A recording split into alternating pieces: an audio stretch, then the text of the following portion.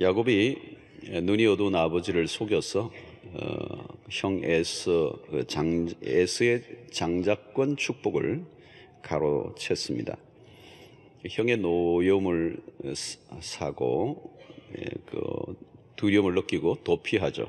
외삼촌 라반의 집으로 갑니다. 한 20년 정도 나그네 생활을 하죠. 아주 힘든 외삼촌 만나서 죽도록 고생들을 했지만 그래도 재산 꽤 모으고 이제 20년의 나그네 생활을 정리하고 이제 고향으로 돌아가려고 합니다. 특별히 이제 가나안으로의 복귀죠. 자, 그런데 32장에 보면 형 에서가 군사 아주 장정 400인을 거느리고 야곱에게로 온다는 증가를 받습니다. 형이 웬 400명이나 거느리고 오겠어요. 야곱이 이제 죽었다 생각하고 두려움에 빠집니다. 야복나루에서 이제 홀로 남아서 결사적으로 이제 하나님의 사람이 싸움을 걸어오시죠. 거기서 격투기가 벌어집니다. 씨름을 하죠. 거기서 인생의 반전이 일어납니다. 하나님을 만난 거죠. 베델에서 하나님을 만났던 야곱이 또다시 만나는데 이 야복나루에서 만납니다. 인생의 코너에 몰려 있을 때 막다른 골목에서 하나님을 만나게 됩니다. 그는 야곱이라는 이름이 이제 이스라엘로 바뀌는 계명 사건이 일어나죠. 가장 인생의 분기점, 터닝 포인트, 가장 중요한 사건을 바로 이 야복나루, 인생의 막다른 골목에서 하나님의 사람과 겨루어 이겼다라는 그런 경험을 하게 되고 하나님과 대면하여 보았다. 버니엘이라는 이름이 생기게 됩니다. 자, 그런데 야곱이 이제 가나안으로 돌아가는 길에 통과해야 할 강이 하나 더 있어요. 그게 뭐냐면 이제 이 형 에서와 관계를 푸는 것입니다. 20년간 야곱의 인생을 짓누르고 있었던 숙제, 형 에서와의 관계가 꼬여 있는데 이걸 푸는 작업입니다. 야곱은 그동안 이 문제를 이렇게 직면하지 않고 피해왔습니다. 형 에서가 400인을 거느리고 야곱에게로 온다는 소식을 들었을 때 야곱이 어떤 반응을 했는가? 32장 7절을 보면 야곱이 심히 두렵고 답답하여.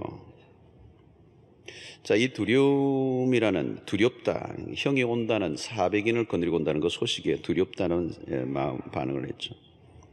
근데 이 두려움이 참 무서운 겁니다. 20년 동안 형을 떠난 지 20년의 세월이 지났어요. 근데 20년 동안 이 두려움이 계속 야곱의 인생의 그림자처럼 따라다닌 겁니다. 근데 이 두려움이 어디서 왔을까요, 여러분? 죄책감이죠. 아버지를 속이고 형을 속였던 그 죄죠, 죄. 죄는 두려움을 가져오게 되고 이 죄는 관계를 깨는 것입니다. 그러므로 인하여 찾아온 이 죄책감, 이 두려움이 그를 계속 20년 동안 따라다닌 겁니다. 그러니까 여러분 지금 조금 앞부분에서 이 야복나루에서 하나님의 사랑과 씨름을 했지만 사실 20년 동안 이 에서라고 하는 존재와 여전히 씨름을 하고 있는 거예요. 이 미드라시라고 하는 그것에서는 전설에 의하면 야복강에서 야곱과 씨름을 하던 그 천사는 천상에서 에서를 대표하는 존재다. 그러니까 야곱은 계속해서 한 존재에 시달리고 있는 거예요. 그리고 야복나루에 홀로 있는데 누군가 싸움을 걸어오는데 처음에는 아마 이 야곱이 이 형인가 이렇게 생각이 들을 수도 있어요. 피하고 싶었던. 그런데 에서로부터 벗어나고 싶었지만 공간적으로는 벗어났지만 에서를 마음으로는 떠나보내지 못한 것이죠. 그래서 야곱은 그동안 문제에 직면하고 싶지 않았습니다. 우리가 흔히 문제를 만나면 자꾸 도피적인 태도를 취할 때가 있어요. 거리를 두는 거죠. 그러니까 관계가 악화되면 안 만나려고 그러는 거예요. 자꾸 안 만나려고 그러는 거예요. 대부분 피하죠, 여러분. 원수가 있으면 피하고 갈등이 생기면 피하는 사람들이 있습니다. 야곱도 그렇게 살아왔어요. 고향을 등지고 살아왔습니다. 그런데 도피는 문제를 푸는 방식이 아니죠. 세월이 흐른다고 인간관계가 꼬였던 것이 안 풀면 그대로 있는 것이지 풀리는 것은 아닙니다. 또 사람들은 좋지 않은 경험을 하면 또 인간관계에서 꼬이면 잊고 싶어요. 생각 안 해. 잊고 싶어 하지만 잊어지지가 않는 거죠. 망각이라는 건 마음대로 되지 않아요. 특별히 인간관계가 가까운 관계는 더 그렇습니다. 망각하고 싶죠. 헤어지고 안 만나면 망각할 것 같은데 망각이 안 돼요. 기억의 세계는 우리 마음대로 안 되는 것입니다. 수시로 우리의 내면 세계 속에서 부유물처럼 떠다녀요. 그러다가 갈비 먹다가 탁 떠올려요. 그 인간. 또 어느 날 이렇게 지나다 보면은 자기 전에 또 그 인간이 또 떠오르는 거예요. 침상에도 찾아오고 식탁에도 찾아오고 여행 가가지고 멋지게 지내려고 하더라도 그 인간. 이게 불쑥불쑥 이제 올라오는 것이죠. 가족 관계는 더욱더 그렇습니다. 피한다고 피할 수 없고 잊고 싶다고 잊어지는 건 아닙니다. 가까운 관계가 뒤틀리면 고통이 찾아오죠. 요즘 많은 사람들이 이 인간관계 갈등을 겪고 있습니다. 가족 관계도 참 만만치가 않은 것 같아요. 형제 관계, 부부 관계, 가족 관계, 교우 관계. 이 관계가 힘들어지면 인생이 힘들죠. 요즘 우울증이라든가 또 불면증, 정신과적인 이런 어려움들은 다 다른 데 있는 게 아니고 사실 인간관계 때문입니다. 물질에 좀 어려움은 참겠는데 인간관계는 이게 어려운 것이거든요. 또 특별히 가까운 관계는 피할 수가 없잖아요. 피한다고 잊어지면 되는데 잊어지지도 않고 계속 내 삶을 괴롭히는 아주 숙제가 되는 것입니다. 특히 인간관계 갈등의 핵심 안에 용서의 문제가 있습니다. 용서의 문제는 여러분 이 가벼운 주제가 아니죠. 쉽게 해결될 문제도 아니고요. 그런데 용서의 문제는 우리가 세상을 살아가는 날들 동안에 끊임없이 다가오는 마주치는 주제입니다. 때로는 우리가 피해자로서 때로는 가해자의 위치에서 용서를 하거나 용서를 받아야 될 위치에 있을 때가 많습니다. 이 용서의 문제는 어려운 문제이지만 풀지 않으면 삶에 치명적인 영향을 주는 것입니다. 오늘 또 많은 사람들이 이 용서의 문제, 인간관계 갈등 때문에 어려움을 겪고 살아가고 있습니다. 그래서 빌리 그레이엄 목사님이 그런 얘기를 했어요. 만약 용서의 문제를 이 용서하는 문제, 용서의 문제, 인간관계의 용서의 문제를 해결하기만 한다면 미국의 종합병원에 누워있는 환자의 반은 일어날 거라고 그랬어요. 이게 정신적이든 육체적인 문제든 이 용서의 문제, 인간관계 갈등으로 인하여 일어난 질병이 많다는 거예요. 그 용서를 온전하게 해결하면 환자들이 일어날 거예요. 다 반은 일어날 거라는 거예요. 자, 여러분 우리 인간의 삶의 핵심적인 주제인 것은 틀림없습니다. 야곱이 20년간의 이 공백이 있는데 피하고 싶었어요. 20년 동안 피해왔잖아요. 그런데 20년이 지난 후에 이제 당면하는 겁니다. 야곱이 가나안으로 들어가려고 하면 그 목전에 이 에스를 통과하지 않으면 안 돼요.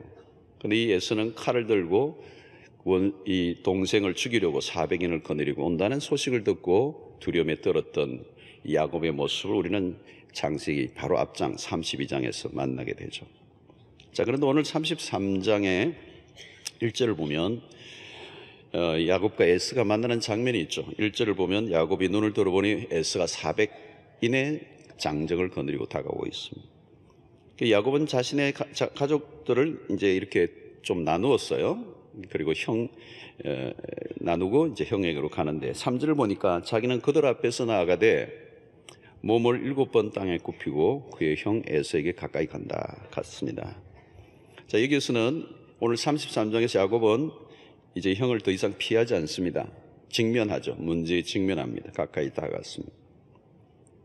자, 용서의 문제는 직면해야 됩니다. 피하면 안 되고요. 인간관계 갈등 피하면 해결되는 게 아닙니다. 직면해야 되죠. 그래서 우리의 기억 속에서도 그 아픈 기억, 인간관계에 꼬인 그 상처, 그걸 지우는 그 아픈 기억, 어두운 기억을 지우는 유일한 길은 화해예요. 화해를 하면 지워집니다. 그러니까 화해를 하기 전에는 그 아픈 기억은 계속 살아있는 거예요. 10년이 돼도 살아있고 20년이 돼도 살아있고 30년이 돼도 살아있는 겁니다. 자, 꼬인 관계를 풀지 않으면 시간은 멈춰버리죠. 야곱은 20년의 시간이 멈춰 있는 거예요. 그 과거의 시간에 묶여 있죠. 20년 전의 사건이 묶여 있는데 이게 오늘 20년이 지난 오늘 또 나를 묶고 있는 거예요. 그러니까 그 과거의 사건은 현재도 또 미래에도 영향을 주는 것이라는 것입니다. 자, 야곱은 이제 직면합니다. 이 문제에 형과 이제 마주치는 겁니다. 그동안 피해왔어요. 근데 이제 마주칩니다. 자, 야곱이 어떻게 하죠? 형에게 절을 7번 했습니다. 7번 하면서 형에게 가까이 나가는데, 이것은 그 형에게 용서하는 모습입니다. 용서. 7번이나 절을 하는 모습에서 우리는 야곱의 그 마음을 또 보게 되고 진정성을 보게 됩니다. 야곱에게 어떻게 이런 일이 일어났느냐? 무슨 변화인가? 지금까지는 피하며 살아왔는데 어떻게 이런 용기를 가졌느냐? 형이 400인을 거느리고 온다는 처음 소식을 접해왔을 때는 앞이 캄캄했죠. 자기가 쌓아왔던 모든 것, 가족들, 처자식 다 날려버릴 수도 있는, 죽을 수도 있는 그 사건 앞에 두려움에 빠졌습니다. 그런데 이제 만날 용기를 가졌어요.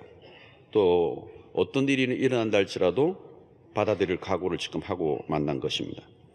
그래서 1절과 2절을 보면 야곱은 여종과 자식들과 레아와 라헬을 뒤에 두고 자기는 형 앞에 나갔다. 참 이 순서는 좀 재밌습니다. 제일 먼저 여종을 앞세우고 그 다음에 자식들, 그 다음에 레아, 이렇게 한 그 레아, 그 다음에 자기가 사랑하는 7년 동안 수위를 여겼던 걸 라헬은 제일 뒤에 이제 딱 두고 한 순서를 여기도 좀 아직도 머리를 쓰는 그런 모습이 보입니다. 자, 그러나, 그때는 이제 야복나루 사건 이전은 그렇게 했단 말이에요. 딱 순서대로 앞에 보내고 자기는 뒤에 섰어요. 그런데 오늘 이 본문에는 이제 자기가 앞에 섭니다. 자기가 제일 앞에 서는 거죠. 이전에는 혼자 살려고 발버둥을 쳤던 야곱인데 이제는 달라졌어요. 자기가 제일 앞에 서 있습니다. 이 말은 뭐냐면 모든 책임은 자신이 지겠다. 이게 분명한 변화가 지금 야곱에게 일어나는 것입니다. 자, 이런 변화가 어떻게 일어났느냐? 결국은 이 33장은 32장 후반부와 연결이 되어 있습니다. 32장에 무슨 사건이 일어났죠? 버니엘 사건입니다. 이 버니엘에서 야곱은 하나님을 만난 것입니다. 대면했습니다. 그 대면을 통해서 일어난 일이 뭡니까? 하나님을 만나면 일어나는 현상이 내가 누구인 걸 알게 되죠.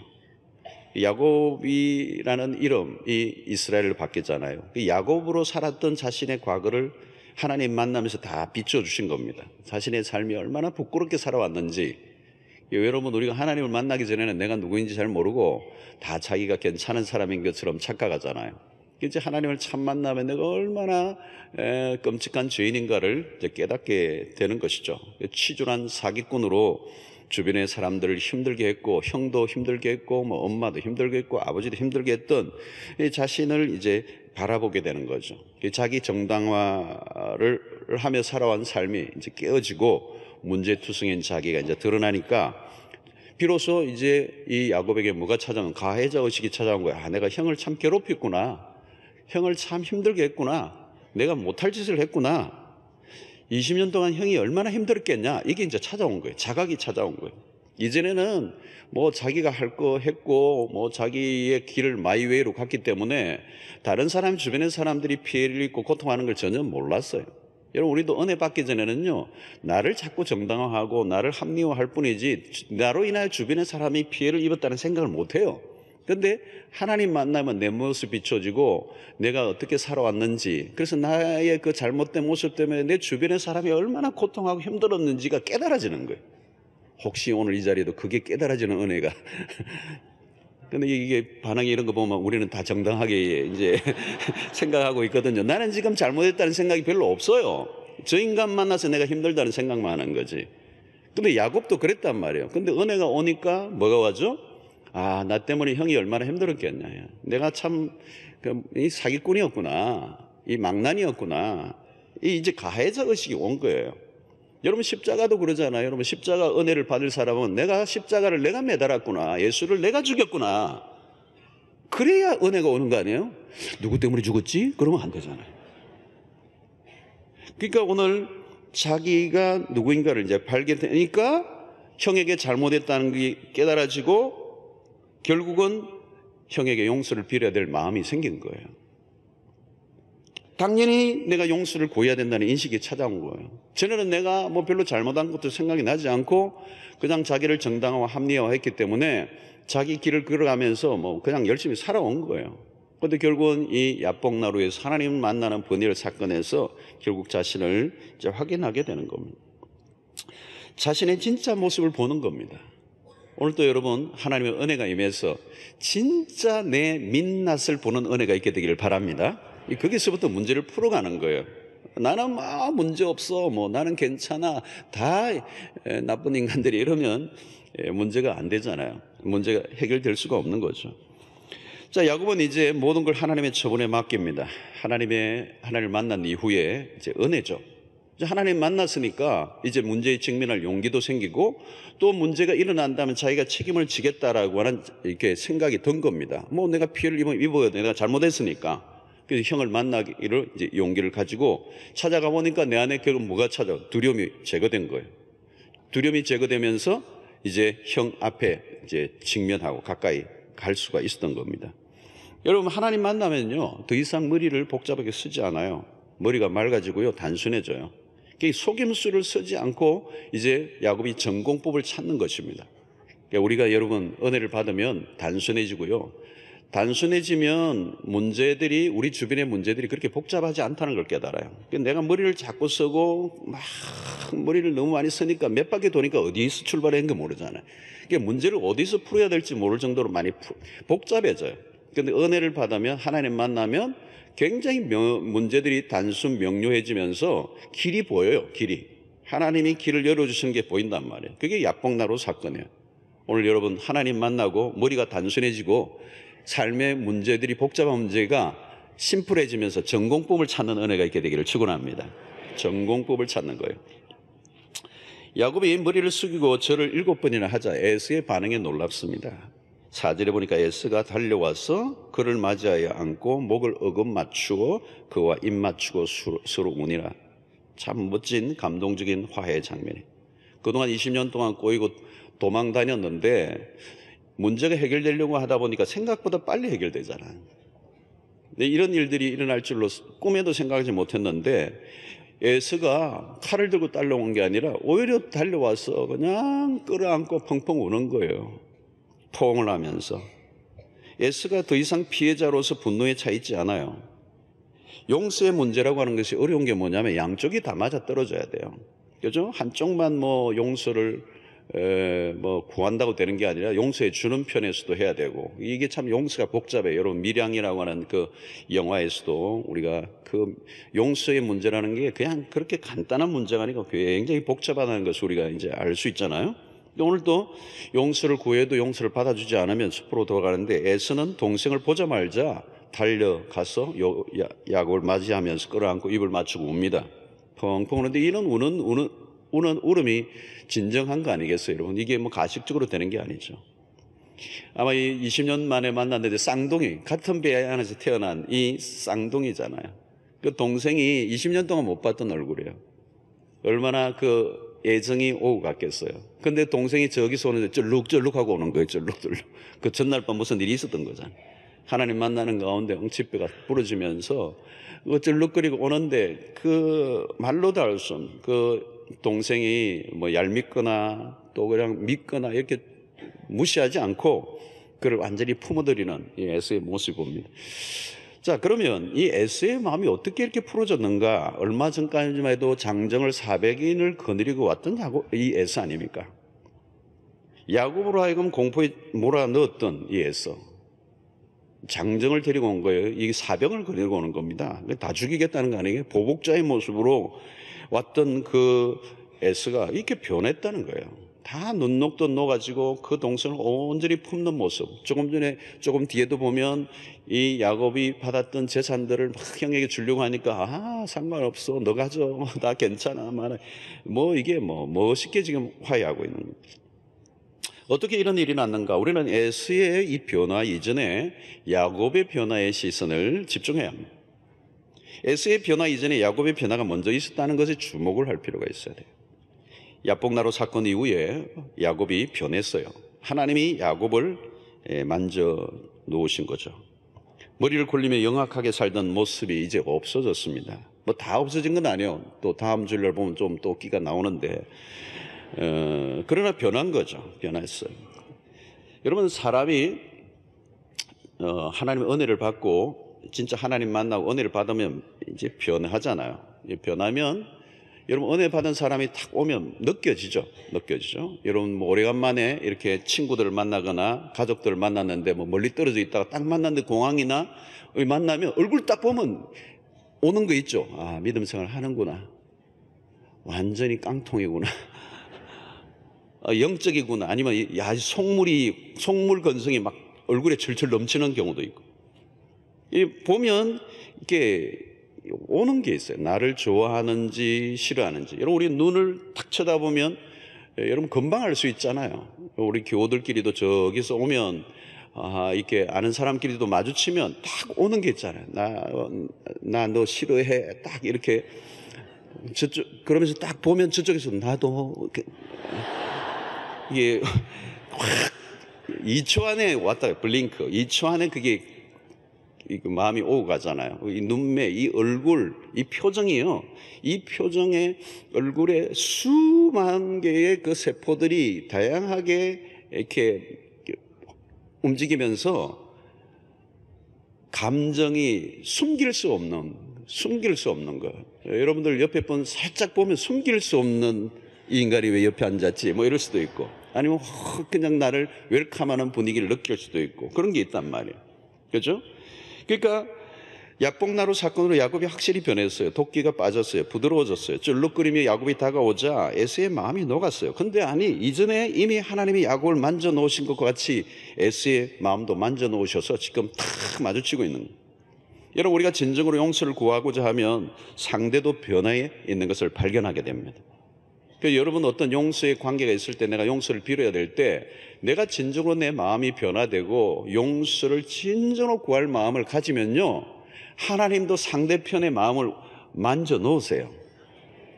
이거는 이게 상호작용이기 때문에 어려운 것인데, 상대 쪽은 여러분 고민하지 마시고 내가 먼저 변하면 되는 거예요. 그래서 야곱과 에서가 만나는 순간 서로 직감을 했죠. 서로 변해 있다는 걸 알았어. 에서는 동생 야곱의 얼굴이 변해 있다는 걸 금방 눈치챘어요. 도망칠 때 그 사기꾼 같은 그 얼굴이 아니에요. 야곱도 형의 얼굴을 보니까 달랐어. 정오를 품고 온 사람으로 보이지 않았어. 이미 하나님이 양쪽을 다 만져 놓으시고 준비된 상태에 있게 하신 겁니다. 악의가 사라지고 정의심이 해체돼요. 기적이죠. 그러니까 여러분, 인간관계를 풀고 맺는 모든 그 한가운데는 하나님의 은혜의 역사가 작동되어야 될 줄로 믿습니다.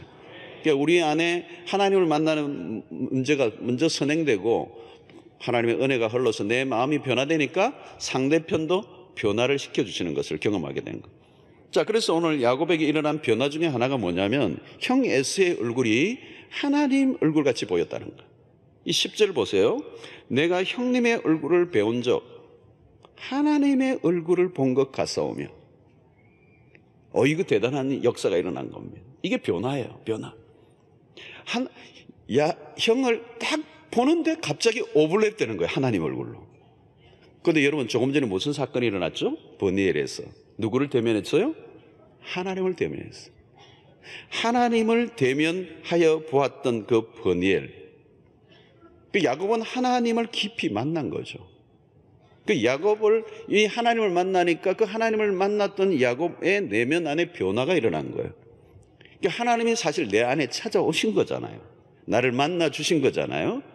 내 시야에, 내 삶에 가장 강력하게 하나님이라는 존재가 나를 압도하면서 나를 지배하고 있단 말이에요. 그러니까 내 안에 변화가 일어나고 내 안에 계신 그 하나님의 관점에서 사람을 보는 눈이 생긴 거예요. 야곱의 눈이 바뀐 거예요.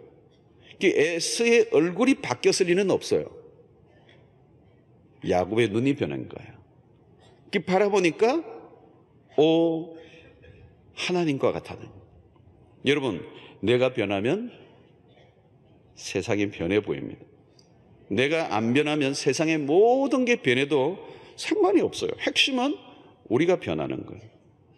여러분, 하나님을 만나면 내가 변하고, 내가 변한다는 것은 내 시각이 변하는 것이고, 그 시각은 사람을 보는 눈이 바뀐다는 거예요. 그래서 이 야곱은 에서를 보는데 하나님을 보는 것 같다는 거예요. 이 놀라운 역사가 일어난 것이죠.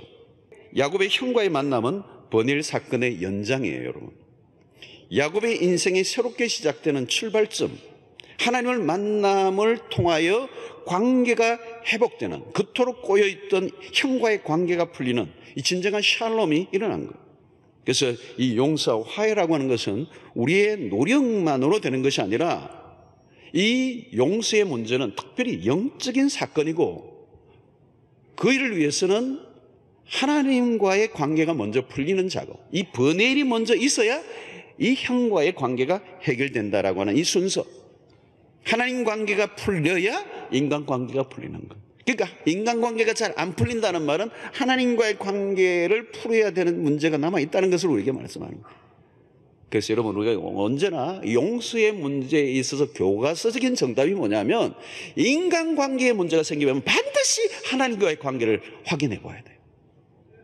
하나님과의 관계를 확인하고, 하나님과의 관계가 좀 멀어져 있다면, 하나님과의 관계가 더 깊이 가까이 나가면, 하나님과의 관계, 나와의 관계에 샬롬이 일어나면 나도 모르게 변화가 일어나요. 내 마음이 누그러워져요. 아주 맺혀 있는 게 풀리는 편안한 마음이 생기면서 내 주변의 사람들을 편안하게 받아들일 수 있는 여유가 생기기 시작하는 거예요. 그래서 내가 풀기보다 하나님이 풀어주시는 은혜를 체험하게 되는 것입니다. 그래서 용서는 기적에 속하는 것이지만, 이것은 우리의 편에서 일어날 수 있는 일이기보다는 하나님의 은혜 속에서 일어나는 것인데, 우리가 먼저 해야 될 것은 하나님을 만나는 경험, 하나님의 용서를 경험하는, 하나님의 사랑을 경험하는 그 은혜가 먼저 일어날 때 자연스럽게 인간관계가 풀리는 역사가 일어나게 될 줄로 믿습니다. 자, 형님의 얼굴이 하나님의 얼굴을 본 것 같다는 이 고백은 놀라운 거예요. 원수가 하나님의 얼굴로 변한다면 우리의 삶에 어떤 변화가 일어나겠어요? 원수의 얼굴이 하나님같이 보여진다면 인간관계가 얼마나 달라지겠어요? 여러분, 이 은혜 우리에게 임하게 되기를 바랍니다. 대인관계의 변화가 일어나게 될 것입니다. 주변에 미워 보였던 사람들이 하나님과 같이 보이는 은혜가 있다면 우리 관계는 풀릴 수밖에 없어요. 꼬일 수가 없어요. 풀려지게 되는 것입니다. 자, 이제는 야곱에게 중요한 것은 고향을 떠났던 그가 다시 고향으로 돌아가는 여정, 가나안으로 돌아가는 여정. 여러분, 우리의 신앙도 마찬가지. 죄로 인하여 하나님을 떠났던 우리가 다시 하나님에게로 돌아가는 여정, 출애굽한 이스라엘 백성들이 가나안으로 가는 과정, 이 삶에 우리도 있는 거예요. 우리도 이제 가나안으로 들어가는 하나님의 축복의 길로 가는 이 여정 속에 있습니다. 그런데 이것이 만만치가 않아요. 왜? 맺힌 것을 풀어야 된다는 거예요. 오늘 우리가 하나님에게로 돌아가는 것도 마찬가지예요. 그냥 돌아갈 수 없죠. 하나님과 원수되어 있기 때문에. 인간은 죄로 인해 하나님과 원수되어 있어요. 여러분, 원수되어 있는 사람은 하나님과 만날 수가 없습니다. 적대적인 관계예요. 그런데 하나님께서 우리의 관계를 풀기 위해서 그 아들 예수 그리스도를 보내시고 십자가에 죽게 하셨던 거죠. 오늘 야곱이 약속을 땅에 향해 귀향을 위해서 먼저 야복나루를 지나고 그 다음 에스를 통과함으로 가나안에 이를 수 있는 것처럼 그 맺혀 있는 것들을 푸는 작업, 그 푸는 작업을 하지 않으면 앞으로 도무지 나갈 수 없고 하나님의 축복을 받을 수가 없는 것입니다. 그 한가운데 뭐가 있느냐? 이 용서의 문제가 있다는 용서의 문제. 이 용서는 묶여있는 것을 푸는 힘이 있는 것입니다. 그래서 형과의 관계를 풀지 않으면 가나안의 길은 막혀 있는 거예요. 여러분, 우리의 삶도 마찬가지. 여러분, 인간관계가 꽉 묶여 있으면 이 삶이 묶여 있는 거예요. 용서는 과거에 얽힌 문제로부터 현재와 미래까지 연결되어 있기 때문에 그것을 풀지 않으면 내 삶은 꽁꽁 묶여 있는 거예요. 앞으로 나가지 않는 거예요. 여러분, 특별히 가까운 관계가 그래요. 가까운 인간관계 풀지 않고 꼬여 있으면 그 문제로 인하여 내 인생이 막혀 있는 것입니다. 오늘 야곱은 반드시 이 길을 통과해야 돼요. 가나안의 목전에 에서가 400인을 거느리고 버티고 있는 거예요. 그냥 넘어갈 수가 없는 거예요. 야곱의 인생에 자기가 성공했어요. 재산도 모았어요. 세상적으로는 잘 나가요. 그런데 형 에서와의 이 문제가 풀리지 않으면 가나안의 목전을 막고 있는 거예요. 이걸 통과해야 야곱은 가나안으로 들어가는 것이고 하나님의 약속의 땅을 들어가게 되고 하나님의 약속을 성취받는 그런 언약의 백성이 되는 거예요. 그런데 그 문제에 가장 중요한 것이 인간관계, 형과의 관계, 가장 가까운 사람과의 관계, 쌍둥이 그 형과의 관계가 풀려져야 된다는 거예요. 여러분, 인간관계는 들여다보면 사실은 인간관계만으로 있는 게 아니에요. 반드시 하나님과의 관계와 깊이 연결되어 있다는 거예요. 하나님과의 관계를 풀고 사람과의 관계가 회복되어져야 비로소 온전한 회복, 샬롬이 오는 거예요. 그게 축복이라는 거죠. 그래서 용서는 서로를 풀어주는 작업이에요. 서로를 자유하게 하는 작업이에요. 가해자는 내가 누구인가 피해를 입은 사람이 있다면 내가 피해를 입은 피해자로서 가해자를 용서해 줌으로 그도 자유하게 하고 나도 그것으로도 자유를 입어야 돼요. 여러분, 용서해 주지 못하면 나도 묶여 있는 거예요. 또 누군가로부터 내가 가해를 했는데 용서를 받지 못하면 나도 묶여 있는 거예요. 가해자도 용서를 받아야 되고 피해자도 용서를 해 주어야 되는 거예요. 그러지 않으면 모두가 묶여 있는 삶, 매인 삶을 사는 거예요. 꼼짝을 못하는 거예요. 가나안으로 들어갈 수가 없는 거예요. 그 문제 때문에 사실은 이 야곱이 야복나루에서 그 힘겨운 싸움을 겨루며 하나님을 만나는 그 경험이 일어난 것입니다. 여러분, 용서는 서로를 위해 필요한 거예요. 용서는 서로를 복되게 하는 겁니다. 한 사람만이 아니에요. 두 사람이. 야곱의 인생의 모든 것들, 그가 지금 인간적으로 보면 성공이라고 말할 수 있을지 모르지만 에서의 관계를 풀지 않으면 행복은 불가능한 겁니다. 결국은 자신의 삶의 그 두려움이라고 하는 것이 그의 인생을 짓누르며 감옥처럼 지옥처럼 자기 인생을 만들어 온 것입니다. 사랑하는 성도 여러분, 맺힌 것을 풀어야 하늘에서도 축복이 임하게 되는 것입니다. 마태복음 16장 19절 하반절에 이런 말씀이 있어요. 내가 땅에서 무엇이든지 매면 하늘에서도 매일 것이요. 내가 땅에서 무엇이든지 풀면 하늘에서도 풀리리라. 여러분, 여기 특징이 뭐예요? 땅에서가 중요해요. 땅에서. 하늘에서가 문제가 아니에요. 땅에서 무엇인지 매면 하늘에서도 매여버린다는 거예요. 땅에서 무엇인지 풀면 하늘에서도 풀릴 것이다. 어디서 풀어야 돼요? 땅에서. 여러분, 우리 인간관계, 누군가로부터 용서를 하고 용서를 받지 못하는 이 문제를 우리가 먼저 해결해야 하나님의 복이 하늘로부터 임하게 되는 것입니다. 그게 탁 틀어막고 있다는 거예요. 이 야곱은 이 가나안으로 들어가는 이 목전에 이 에스가 400년을 거두고 버티고 있는데 이걸 통과해야 되는 거예요. 이 통과하는 이 길이 무섭고도 험난하고 어려운 길이지만 그것을 통과할 때 하늘에서 매인 것을 푸는 역사가 일어나게 되는 것입니다. 드디어 야곱과 에서의 화해가 오늘 4절이 참 명장면이죠. 명장면이에요.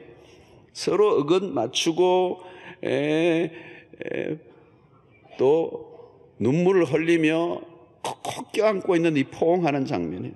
이 동생 야곱이 형에게 품에 안겨 있어 서로 콕 끌어안으며 눈물을 흘리고 있는 이 화해 장면이에요. 이 장면은 우리가 사실 이 포옹하는 장면은 우리가 화해가 온전히 이루어졌다는 것을 보여주는 장면이에요. 여러분, 포옹이요, 여러분 생각보다 어려워요. 포옹은 한 사람이 할 수 있는 일이 아니에요. 두 사람이 같이 팔을 벌려야 돼요. 팔을 벌려야 포옹이 시작돼요. 오늘 야곱과 에서가 서로 팔을 벌렸어. 팔을 벌려서만 이게 포옹이 되는 거예요. 상대를 받아들여 줘야 돼요. 팔만 벌리면 이게 아무것도 아니에요. 팔을 벌리고 저쪽도 팔을 벌리고 맞아들여 줘야 돼요. 일방적으로 하는 게 아니에요. 그래서 받아들일 뿐만 아니라 받아들이고 어떻게 해요? 안아줘야 돼요. 그게 포옹이 되는 거예요. 받았는데 안 안아주면 안 돼요. 안아야 돼요. 그렇죠? 끌어안아야 돼요. 근데 너무 끌어안으면 폭력이 돼요. 근데 너무 느슨하게 안아도 그게 좀 무성의해 보이겠죠. 이것은 참 이게 아주 미묘한 것입니다. 깊이 서로가 하나가 되는 온전한 화해 샬롬이 일어나는 형태에서 이 포옹이 일어나는 것. 저는 오늘 우리의 모든 인간관계 안에 이 완전한 하나됨, 상대 서로가 서로를 완전히 받아주는, 한쪽만 일방적으로 끌어안아주는 게 아니라 서로가 서로의 마음을 열고 팔을 벌리고 끌어안아주고 온전히 그들이 하나가 되게 하는 이 포옹이 화해의 마지막이에요.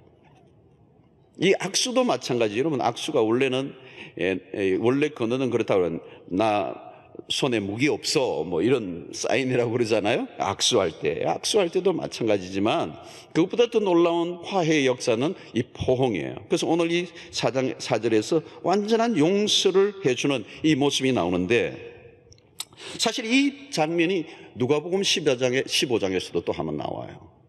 탕자의 비유에서 나와요. 탕자의 비유에서 아버지가 돌아온 아들을 완전히 용서해 준 모습이 포옹에서 나와요. 끌어안아줘. 여러분, 자신 아버지의 재산을 다 유산을 미리 받아가지고 다 까먹고 나쁜 짓 하다가 돌아다니다가 막판까지 돼지 죽통까지 훑던 이 아들이 더러운 옷을 입고 냄새난 옷을 입고 돌아왔을 때 그 아들을 거절하지 않고 아버지가 품어주죠. 포옹해 주는 거예요. 그래서 에서와 야곱의 포옹, 그리고 탕자와 아버지의 포옹은 매우 닮은 부분이 있어요. 이 포옹하는 순간에 이제 과거의 상처는 더 이상 남아있을 공간이 없고 더 이상 거리감이 없어요. 이 포옹은 형식적으로 할 수 있는 게 아니에요. 여러분, 이 일이 오늘 우리가 하나님과 우리의 관계 속에서 일어났어요. 로마서 5장을 보면 우리가 아직 죄인 되었을 때 그리스도께서 우리를 위하여 죽으심으로 하나님께서 우리에 대한 자기의 사랑을 확정해 주셨어요. 5장 10절에서는 뭐라고 말합니까? 곧 우리가 원수 되었을 때 그의 아들의 죽으심으로 말미암아 하나님과 화목하게 되었습니다. 사실 하나님과 우리의 관계는 원수 관계였다는 거예요. 그런데 그의 아들이 죽으심을 통하여 우리가 하나님과 온전히 화목되었다. 화목했다. 리콘실레이션이라는 이런 말을 해요. 화목했다. 화해가 일어났다. 하나님과 화해가. 왜? 하나님과 우리는 정말 원수의 관계였는데 그 아들 예수 그리스도가 이 땅에 오셔서 우리를 위하여 죽으심으로 우리와 화평을 이룬 것이죠. 그래서 여러분, 십자가 사건을 통한 하나님 우리에게는 뭐예요? 프로포즈를 하신 거예요. 우리에게 팔을 내미신 거예요. 안아주시기 위해서. 그러니까 우리가 그 팔을 나도 내밀고 그를 안을 때 하나님과 우리는 온전히 하나 되는 포옹이 일어나는 거예요. 그래서 그 원수의 관계가 더 이상 없는 예수 그리스도의 화목제물로 인하여 하나님은 우리를 두 팔 벌려 안아주시고자 우리에게 팔을 내미시고 그리스도를 통하여 원수 같은 우리를 포옹해 주시는 하나님의 은혜를 오늘 우리는 이 야곱과 에서의 포옹을 통하여 샬롬의 의미를 예수 그리스도와 우리의 관계 속에서 확인할 수가 있는 것입니다. 그래서 버닐에서는 하나님과의 야곱이 포옹이었다면 지금은 이 시간 형과의 포옹이 일어나는 거예요. 이게 진정한 샬롬인 것입니다. 저는 오늘 우리의 삶이 정말 많은 갈등과 대립과 다툼과 분열이 오늘 끊임없이 일어나는 세상을 살고 있습니다. 우리가 지난 달에도 가정에 대한 메시지를 여러분들과 나눴지만 얼마나 많은 가정들이 갈등 속에 살아가는지 몰라요. 오늘 우리 형제 간의 갈등, 대립, 분열, 미움, 정오, 칼부림, 폭력 얼마나 많은지, 부모와 자녀의 관계 속에서. 여러분, 오늘 인간관계는 참으로 복잡 미묘한데 혼자 행복할 수 없다는 거예요.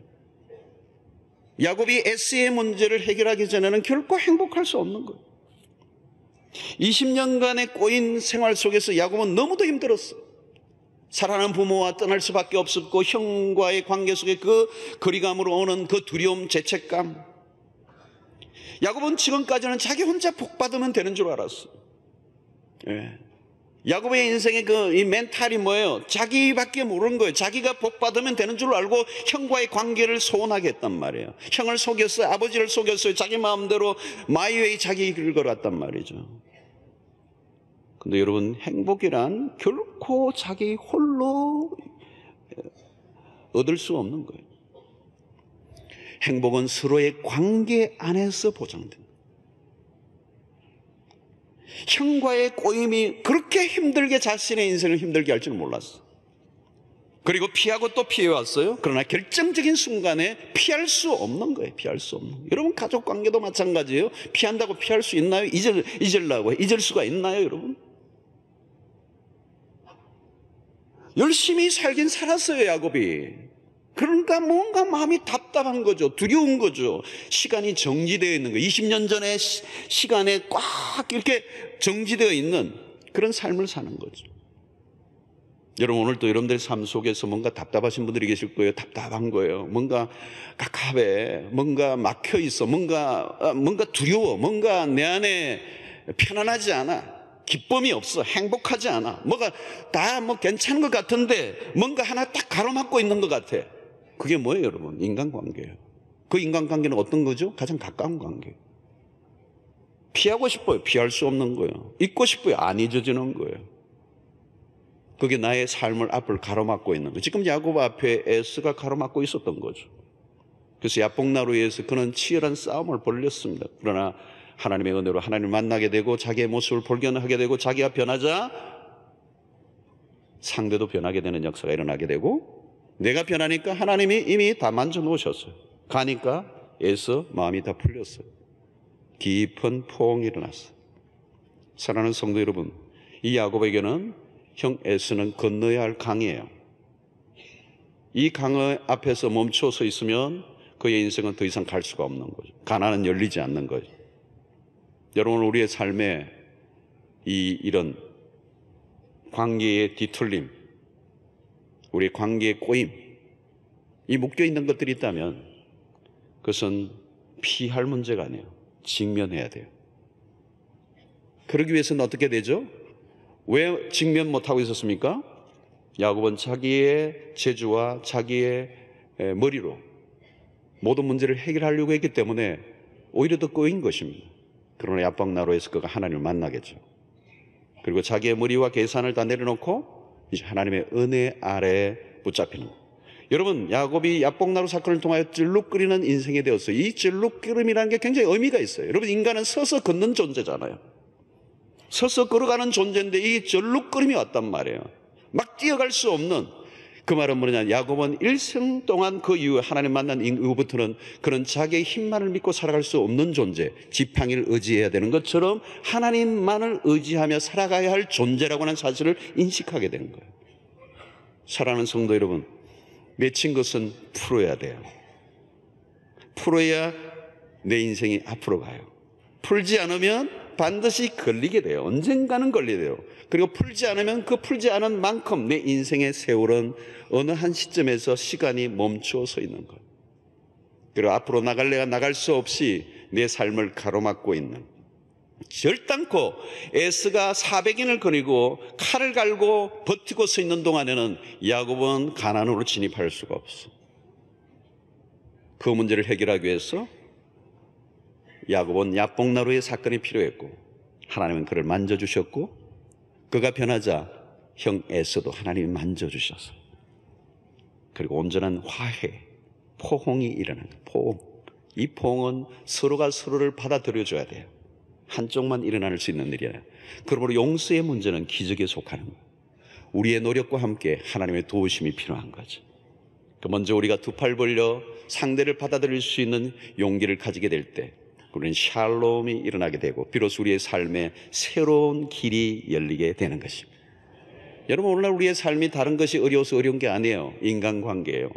그 인간관계가 뭐 아프리카 사람 때문에 인간관계 때문에 힘들겠어요, 여러분? 가까운 사람이에요. 아주 가까운 사람.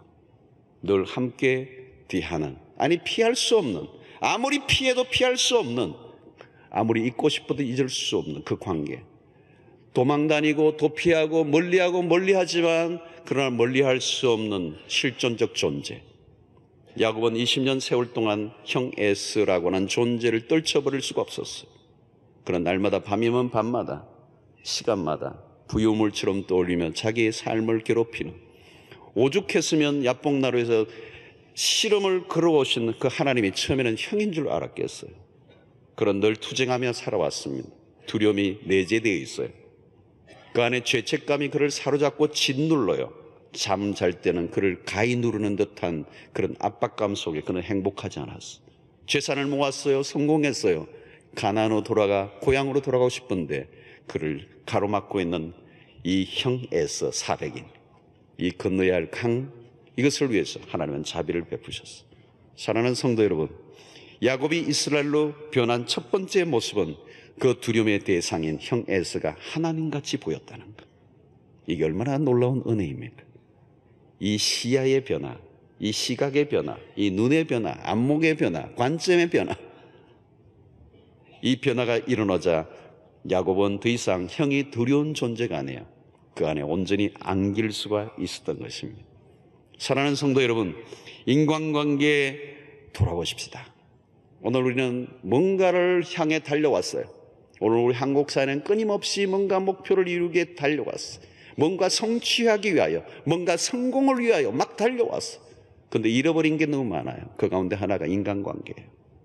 그 가운데 가장 안타까운 것이 가족관계의 문제예요. 얼마나 많은 사람들이 가족관계 안에 갈등을 가지고 있는지 몰라요. 별거 아닌 것 때문에, 그 얼마 안 되는 돈 때문에, 그 유산 때문에 형제들이, 가족들이 갈라서 있는 경우가 얼마나 많아요. 여러분, 그것은 내 인생을 꼬는 것입니다. 풀어야 돼요. 풀기 위해서. 그래서 내 힘으로 안 되기 때문에 하나님은 야복나루라고 하는 콘으로 모셨고 홀로 있게 하시고 오직 하나님만 만나게 하셨어요. 그리고 하나님을 만날 때 그 인생의 내면에 변화가 일어나고 그 묶여있던 게 풀려나며 그 두려움이 해체되고 그 문제 앞에 직면할 수 있는 용기를 가질 수 있는 결단이 일어난 거죠. 그리고 그 앞에 직면할 때 하나님은 놀랍게도 이미 형 에서를 만져 놓으시고 화해의 무드를 만들어 놓으시는 거예요. 우리가 우리 할 일을 하면 하나님은 하나님이 하실 일을 하실 줄로 믿습니다. 내가 아무리 노력해도 저 인간 때문에, 저 인간 고민하지 마시고 내가 변하면 될 줄로 믿습니다. 내 안에 응어리진 것을 풀어놓는 하나님의 은혜가 임하게 되기를 바랍니다. 그래서 우리가 만나는 모든 사람들이 하나님의 얼굴같이 변하는 역사가 일어난다면 우리의 인간관계에 새로운 지평이 열리게 될 것이고, 여러분 그런 삶을 산다면 얼마나 풍성한 삶을 살겠어요. 여러분 내 안에 하나님이 사라지고 내가 은혜가 떨어지면요, 보는 인간마다 다 원수가 된다면 지옥 같은 삶을 살지 않겠어요. 내가 변해야 돼요. 내가 변해야 돼요. 내가 변하는 것은 하나님을 만날 때 일어나는 것이고, 그때 하나님이 내 주변의 모든 관계를 풀어주시는 은혜가 있게 될 줄로 믿습니다. 나와 하나님과의 관계, 나와 가까운 관계들 안에 진정한 화해, 진정한 샬롬, 진정한 포옹, 그래서 우리 안에 하나님의 나라가 임하는 은혜가 있게 되기를 주의 이름으로 축원합니다.